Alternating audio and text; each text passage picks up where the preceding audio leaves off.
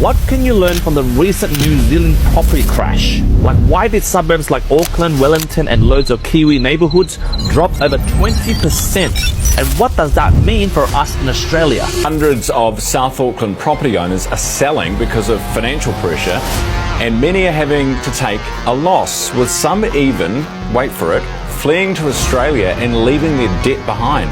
In today's episode of That Property Roast, we're diving into 4 big angles. Number 1, New Zealand's suburb-level price carnage and its sluggish economy. Number 2, Kiwi investors are bailing out and coming to Australia. Number 3, why Australia dodged the same mistakes. And number 4, my straight-talking advice for New Zealand property owners and how to dig yourself out of this mess. So guys, stick around, especially for my Kiwi folks that are watching from New Zealand at the moment, because I know a lot of you are watching this. Shout out to all my Polynesian fans. Kia ora. Kia ora.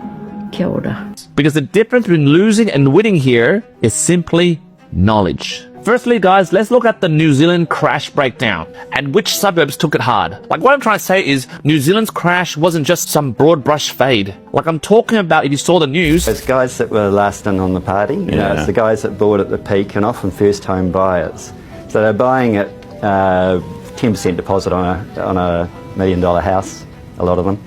And over the last year or so, we've seen those valuations just come right back to the point where they've got no equity in it, you know. it's basically a suburb-level carnage. According to CoreLogic, or also known as Cotality, found 71% of the suburbs in New Zealand dropped in value since mid-2024, with 175 suburbs down more than 2% in just 3 months. But here's the knockout punch, guys. These are the 5 worst performing suburbs in New Zealand at the moment. Number 1, Northland Wellington. It went down from 30.6% from its peak. Like, we're talking about the median value slumped from $1.42 million all the way down to $985,000. The next suburb on the list is East Tamaki in Auckland. It went down by 6.9% in a single quarter. Third suburb is North Park in Auckland. In the last 3 months, according to the data, it went down by 6.6%. And then fourth is Somerville in Auckland. It went down by 6.3%. And then fifth on the list is Takapawahia. Can't pronounce it, but it's in Paroia. And also can't pronounce that as well, but I'll show up the suburbs on the screen because I'm not a Kiwi. But basically this area in New Zealand is from the outskirts of Wellington. This suburb alone is falling roughly by 5.4% per annum. And for guys who are watching this and go, oh Q, that's just a correction in the New Zealand market. Nah mate, this isn't a small scale fluctuation. It's a full scale correction, guys. And meanwhile, national values are now 14.1% below the 2021 peak. And in terms of sales turnover, it's off by 4.8%. And right now, unsold listings hover around 32,700 homes. That is doubling the 2021 level.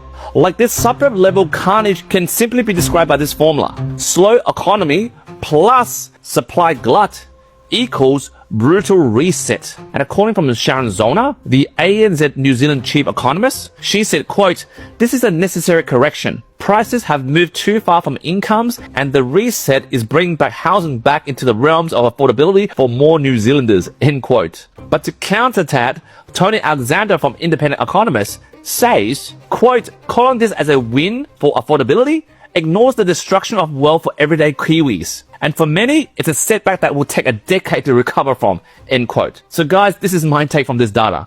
New Zealand delivered a brutal reality check. Whilst their affordability improved, the median multiple slashed from 11.2% to 7.7%. And the mortgage service ratio went down from 50% to 35% of income. And right now you're scratching your head and go, hey, what are all these numbers, Q? In layman terms, it just means New Zealand's current property market is in a very bad state. But compared to Australia over here, our bubble is still inflating.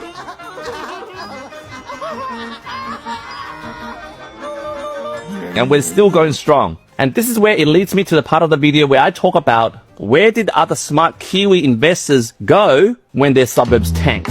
In this second part of the video, I'm going to talk about New Zealand investors, some investors that I've helped that have already jumped ship and flocking to Australia to build their property portfolio here instead. Like in the last 2 years, I've been speaking to very smart Kiwis that saw the sign earlier, right? They saw that their Auckland portfolio has tanked 20%. Some of them have chosen to sell, and some of them have chosen to just freeze and do nothing. And for those that didn't choose to freeze and do nothing, they chose to cross the Tasman Sea and pour into Australian suburbs. Like, for example, let me give you some case studies, right? Because I've worked with heaps, because obviously I'm on TikTok, I'm on social media. The Polynesian community loves me because I see a lot of comments from my Kiwi mates over there. And this is a real example from a client that watched my video and became my client. Her name's Emma. She's a software engineer from Wellington. In 2023, she relocated to Brisbane. And then she bought a property in Wollongabba. Can't pronounce it, but this is a suburb. That property she bought in 2023, as we've valued it as of today, when we do our annual review for her home loan and her property, it went up by 15%. Whilst her ex-Auckland townhouse, it lost 22%. And she's so glad she sold back then. Then I have another client, Tom, a Christchurch nurse. He bought a property in Perth's Melville. Can't pronounce it again, but this is a suburb. He also did this in 2023. This property went up by 12%. And luckily, he saw one of the properties that are listed in the 5 worst suburbs because it went down by 23%. Now, according to Kelvin Davison, he's a chief economist from New Zealand CoreLogic.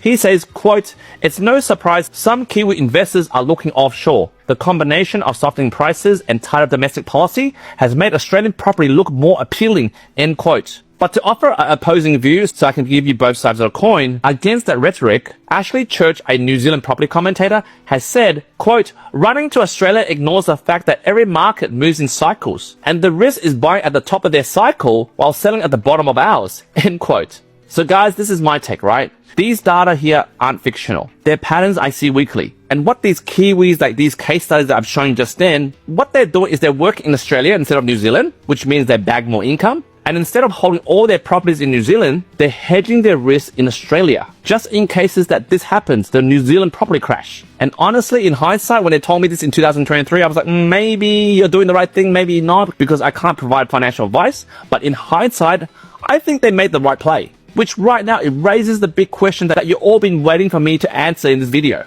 Why hasn't Australia suffered the same fate as New Zealand? In this third part of the video, I'm going to talk about why Australia is still strong and it didn't make the same mistake as New Zealand's property market did. Because you see guys, New Zealand's property market tanked because they pulled the rug on foreign property investors, like they hard imposed on foreign buyer bans. They temporarily removed tax perks for investors. And they extended this thing called the bright line test. Now, for you Aussies that are watching this, you're thinking, hey Q, what the hell is a bright line test? Is that like some shit that you get pulled over by the cops at a long weekend public holiday? No, guys, that's a breathalyzer test, right? The bright line test is, I'm going to read it over here and I'll print this up. The New Zealand bright line test is a tax on the profits made when buying and selling property within 2 years. On July 2024, the test was reduced down from 2 years from 10 years. And before that, it was 5 years, right? Now, all properties, regardless of when they were bought or sold, are subject to the 2-year bright line test. Now, honestly, between me and you, the person that designed the bright line test is not actually bright at all.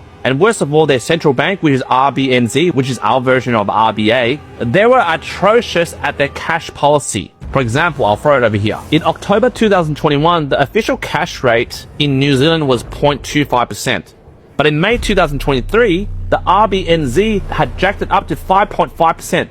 That is the fastest hiking cycle in New Zealand's modern history. That's a 5.2% jump in 19 months. To give you an example, like in 2021, when the Kiwi investors were on 2.3%, they were paying something around $2,300 a month in mortgage repayments. But in 2023, it rose from 2.3 to 6.5%. Now the interest repayment is $3,800 a month. That's approximately $1,500 a month in increased repayments, whilst those Kiwi investors had zero growth in their wages. But then when you compare this to Australia, guys, and I know we all get salty about immigration, but the Australian government kept the migration high. They also kept negative gearing alive, while the dumb Kiwi government temporarily took that away. And also in Australia, CGT, capital gains tax discounts, were untouched. And most importantly, the banks were still lending, and the RBA, even though you say, oh, they did a pretty bad job during the pandemic to, the 13 interest rate hikes to what we're experiencing right now, compare this to the RBNZ, which is the New Zealand version of the RBA. The RBA here are pro golfers, while those guys over there, they're like putt amateurs. So what do I do? Just aim for the pond? No, you're not supposed to hit it into the water. And I know I say this a lot about the mobs in Canberra, but to give them credit where credit is given, they're still juicing demand with schemes like the 5% deposit guarantee that was introduced 3 years ago. And in 2026, they're going to remove income cap for the first home guarantee scheme. You see, this is keeping up demand. And with limited supply, this keeps up the property market up. Now, to quote Cameron Braggy from Braggy Economics, He says, quote, the speed and scale of New Zealand's policy changes really amplified their downturn. Whilst for Australia, it's more of a gradual approach and has avoided the same shock to demand, end quote. And right now to offer a counter view, Bernard Hickey from the Kaka, he says, quote, Australia's strength is a mirage. Policies keeping prices up also keep housing unaffordable for the younger generation. And it's not a better model, just a different set of problems, end quote. And from these both sides, this is my take, guys. Australia's not perfect. I agree. I always roast Australia. But it's not broken like New Zealand. And right now, I'm guiding my New Zealand clients with the help of buyer's agents and accountants and different financial planners so that they can have an independent, unbiased view. These clients are currently buying in metro suburbs in Australia with high rental demand, strong cap rates, and long-term resilience. But I know that you folks that are watching this in New Zealand right now and you're scratching your head and go, hey Q, what if I'm stuck in New Zealand with a sinking portfolio? What the heck do I do? Well, this leads into the fourth part of my video. This is my non-financial advice for the New Zealand property market. And don't worry, there's no paywall. I'm going to drop this free lesson right now for you. And number one, guys, number one, stop emotional holding. If your property has dropped by 20% and the fundamentals of this property are weak, for example, bad yield, bad capital growth, I'm not suggesting, but it's a no-brainer.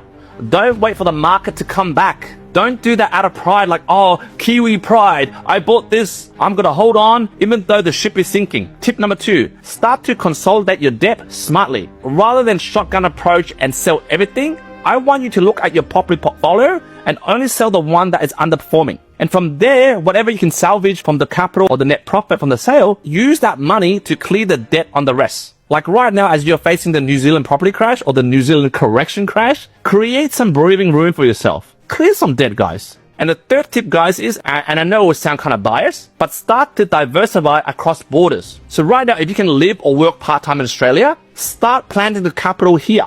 And the final tip, guys, tip number 5 is, I want you to shift to a yield-driven strategy. Like, for example, if you're in New Zealand at the moment, I want you to hunt high-yield regional hubs that currently has big infrastructure spend. I don't want you at the moment to chase capital gains. And bonus tip, guys, play the tax game. Like in Australia at the moment, negative gearing still exists. And in New Zealand, if you can't work here, well, I want you to use allowable deductions to optimize your rent. I mean, that's the least you can do right now. Like to quote Nick Goodall from CoreLogic New Zealand, he says, quote, investors who realign their portfolios now towards yield and resilience will be better placed for the next upswing, end quote. But of course, to counter that, David Whitburn from New Zealand PIF, he says, quote, selling now locks in losses. If you can still hold and cash flow it, history shows prices will eventually recover, end quote. And from looking from both sides of these two experts, this is my take, guys. Don't cling to wreckage, guys, just because you built it. I want you right now to pivot, reposition, and redeploy. Otherwise, listen to old mate David Whitburn and get stuck for a decade. Now that's really Whitburn. But all in all, guys, in the end, New Zealand's crash is simply a warning for us Aussies over here. Don't treat it like a death sentence. However, if you're a Kiwi stuck in the storm or already working in Australia and want to capitalize on our market, I want you to ask yourself this question.